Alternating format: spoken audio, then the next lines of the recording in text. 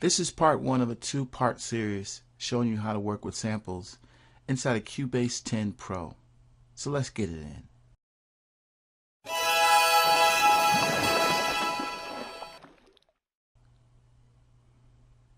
Okay, so we're going to work with samples inside of Cubase Pro. This is Cubase 10 Pro. And I'm going to break this up into two different videos. The first video is going to focus on the samples that come with the program, or basically samples that are timed that you can use that will actually automatically allow you to adjust the tempo and the pitch and things of that nature. Samples that are already ready for you to work with. In part two, we're going to talk about bringing in samples into the program that are not ready to be worked in the program, and we're going to work on setting them up so that they can be pitched, they can be toned, and all that good stuff. So let's get started with this part here. The first thing you need to know is we're working in samples inside of Cubase. You've got a variety of ways of actually pulling that data and working with that, with those samples. The first way would be to go over to the media section to the far right, and then click on loops and samples, and then this gives you a pack. Basically, all these are sample packs that come with the program, and Cubase is pretty generous. They give you a lot of good samples to work with. This is one way of actually accessing the samples. You can click on one is here, and I'm going to tell you this right now. One of the reasons why I don't like using this is because sometimes it is very tricky to be able to locate where these samples are. Like right now I'm clicking here and I'm clicking here, and there's nothing there at all, and I'm trying to figure out, okay, where are my samples? How come I'm not seeing my samples? Now of course you can play around with this and figure out how to bring get these samples to show up, but why do you want to do that? There's a better and a much easier way of doing things, and that would be to actually use the media bay. So how do we get to media bay? We go up to media, go down to media bay. Also, you'll notice here that this is not the only way to get to these samples. You can also just hit F5, which is probably a much easier way, but if you rather, use the menus to actually get to the location where the media bay is, you can. But this is the media bay. Most of you are probably familiar with the media bay. Probably used it before in previous versions. I just upgraded from version 5, and probably most of you know why I was using version 5 for several years. But I finally took the dive. I've upgraded to version 10, and I'm finally becoming introduced to the wonderful world of the media bay, which I think is wonderful. The way Cubase works with samples is phenomenal. I would pick this program, as far as working with samples is concerned, over my next favorite program, which would be Reasons. But anyway, so as you can see, you've got a list of samples here. Now, as you noticed, I'm highlighting these samples. When you highlight these samples, the sounds are supposed to play. But when you initially start using media bay, you're going to probably have this situation. You're saying to yourself, okay, why are these samples not playing? This is one of the things about Cubase I'm not a big fan of, but they're not playing because it's not automatically set up for these samples to play. So what you have to do is you have to go up here, and we're going to go to audio connections. This used to be VTS connections. They changed it to audio connections. This is also something that I had to get used to with working inside of Cubase 10 as opposed to coming from Cubase 5. But anyway, you can also get to this by hitting F4, as you can see here.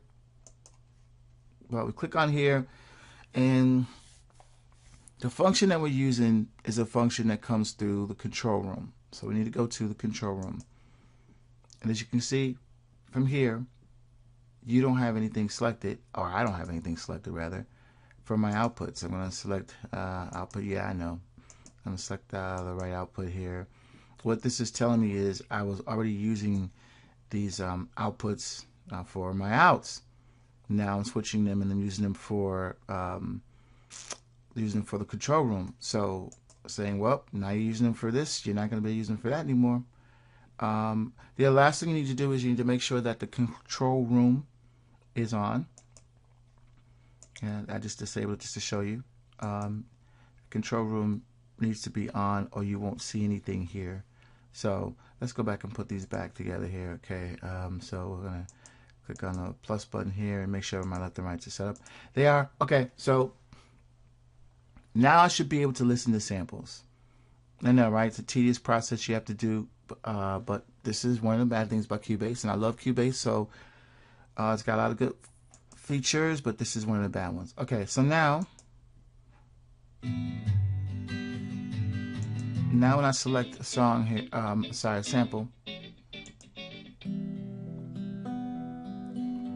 whenever I select the sample now, we hear it. I must say too, I love these samples. This is your volume control right here, so if you wanted to turn up the level, you could. As far as anything else that's useful, the other thing I would tell you is that if you were looking for a specific, you could go through and you could play with the folders here and try to find, you know, different folders that has the type of sounds that you're looking for. But for me, I think the best way of actually searching it or browsing through these samples, if you're looking for something particular, is to go to the search window here and put something in there you're searching for, and it brings up a list of stuff. So that's a quick way to browse through your samples and to find what you're looking for. The other thing I will show you is that if you were to double click on it, also this will play as well. And let's say you found the perfect sound and you wanted to use that sound in your song. Simple and plain. You just drag over here to the corner here, and that will create a window with that sound. We're going to put this to the beginning because we're way ahead of ourselves here.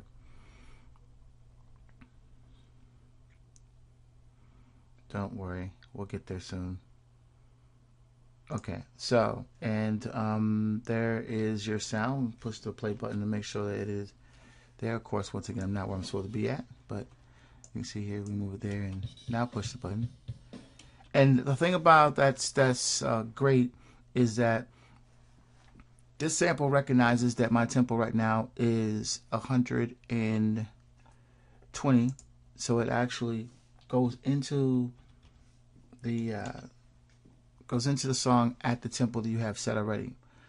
Now we're going to mess with a couple of things here as I try to show you as many features as I can to make sure that you are able to do whatever you're trying to do. So let's just go with looking at this sample and let's double click on it. And when we double click on it here, you'll see that the editor opens up. And the editor gives you a lot of information about the sample. I mean, you know, it's 16 bits, you know, your sample rate, you know, the length of it is here as well. This is basically just information. You got a whole bunch of information that's here. The important thing is after you double click on this, go to sampler, and you can drag that sound into the sampler, and voila. Now this is where you get the cool features that you're going to probably want to use. Okay, so what do we have here? First of all, besides it telling you the file name, which of course is important information, you got the actual tempo of the original sample. That's what this serves as. When we first started, that tempo, actually the real tempo of it was 90. And then you got the key. You can change the key. You can go up in the key. This is the root key that you're playing with. Change the root key. Okay, that's all cool. This feature right here allows you to either put a loop on it, so it's going to repeat continuously. You can do an alternative loop. You can have it go once, and you can have it go until you release the note. So you got a couple of cool features here.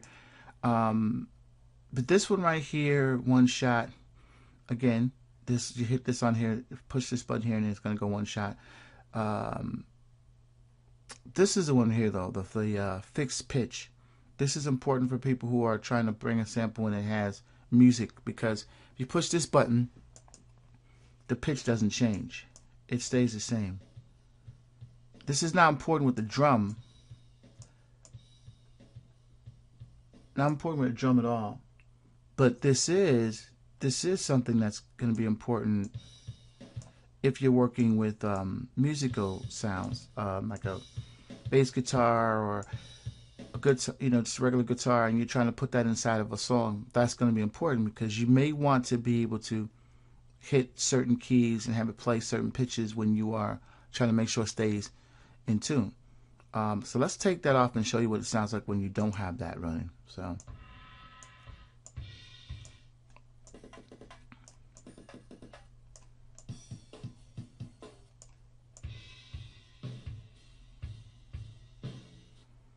you see it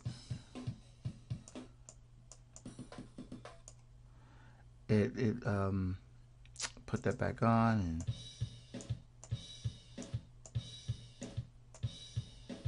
no matter where you go, that stays the same. Okay, you could also reverse the sample, which could also be cool too, depending on what you're doing. You turn it into a mono sample as well, and then you could transfer it to a new instrument. Okay, so that's the top panel. Very good panel, a lot of good stuff there. When you come down here, you've got your audio warp. You want to have that on, because if you don't have that on, you can't really mess with these particular features right here. And you got the sync. If you turn the sync on, then it's going to sync to the tempo of the track that you're working on.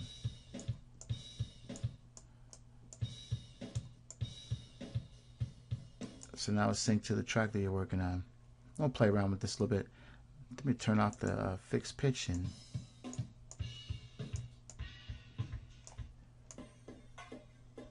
I don't know if you picked up what I just did there, but when I turn off that, but I have on the sync, now no matter what button I hit, the timing is going to still stay the same. So it's going to still stay within the 100, but it's going to change different pitches. So this is useful again if you've got a musical piece here and you want everything to stay in tune. That's very helpful. Or if you're trying to tune your drums to the song that you're playing. So all right, so we've talked about that a while. I love this, but let me go over the other features here. I just love that you can do this. To me, this is like, I work with Reasons and working with samples. I used to like doing samples of Reasons, and even when I'm working with my MPC, and the process of pitching samples and keeping everything in tune is a tedious process. It's worse with Reasons because you've got to go to a separate program, edit that program, and make certain different samples. And then once you take those samples, you can dump them back into the program. It's just a tedious process, whereas this is easy. This is like the old days of working with real samplers, where you've got all this control, different things. And these are simple things, but it makes your life much easier when you're trying to create a track. So let me just finish going over some of these things here. As you can see here, you've got the original tempo or BPM. That's the original. And then, of course, if you're trying to do a little more here, you've got your glide. And I don't do too much with these, except for fine-tuning is important if it's off. If the keys that you're playing here are just not quite in tune, you have the option to fine-tune it. So this is an important button here as well. Other than that, I think we'll go over to this section here. You have to turn on your filters. Filters are going to come to you not enabled. You have to enable them. And then you've got these options here. You can play with classic or clip or bit red or just different shapes you can use as well too. You play around all this stuff to see what works for you in your track, and you got the actual cutoff where you can set up your cutoff part. Also too, you got the volume, which you saw me turn up the volume a few seconds ago, and just pan left to right. These are cool features. One other feature too that I have to mention that I think might be useful to you. If you're playing these sounds on a external keyboard and you want to use your pitch bend, you've got the options here where you can play with the pitch bend as well too. And that could create some cool stuff too, depending on what you're trying to do with this track. But I think as far as covering the first part of this video, that gives you a good idea, gives you a lot of stuff to run with. We're going to go into the second part of this video, second part, part 2, which is going to be a little more complicated, because in that video we're going to take a sample that's not ready. It's not going to automatically work where you just dump it in here and the pitches, you're in the right tempo, the tempos will adjust correctly, or you play around with the tune, all that stuff. When you take a raw sample, you have to prepare it to work in this program, and we're going to show you that in the next video. As always, please subscribe to my channel, please like this video, and by all means, definitely without a doubt, continue to look for updates as far as different things we have going on here. My name is Rick Scott. Thank you for viewing this video. You see that like button? Click that button. You see that subscribe button? Click that button also. And oh my gosh, look at those comments down there. Please leave a comment, and thank you for watching.